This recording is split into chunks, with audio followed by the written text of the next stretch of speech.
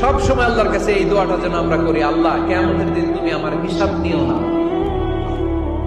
আল্লাহ তুমি আমার বিচার বসিও না, আল্লাহ তুমি দয়া করে আমারে মাফ করে দিও।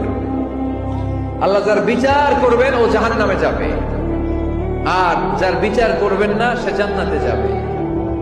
আল্লাহ যদি বিচার করে আর পাই টু পাই হিসাব নেয়, নামাজ পড়লি না কেন, রোজা রাখলি না কেন, মিথ্যা বললি কেন, খাদ্যে ভেজাল দিলি কেন, মাছে ফরমালিন দিলি কেন, যৌতুক খাইলি কেন, ঘুষ খাইলি কেন, উল্টাপাল্টা করলি কেন, জিনা করলি কেন, একটার পর একটা প্রশ্ন বানে যদি সেই ভয়ঙ্কর দিনে আল্লাহ আমাদেরকে জর্জরিত করে, আমাদের কোন উত্তর আছে?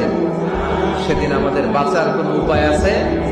তাই আমরা সবাই আল্লাহর কাছে দোয়া করবো, আল্লাহ কোনো বিচার টিচার মানি না, কোনো বিচার করতে পারবো না, দয়া করবা। কথা কয় না? কি করবে?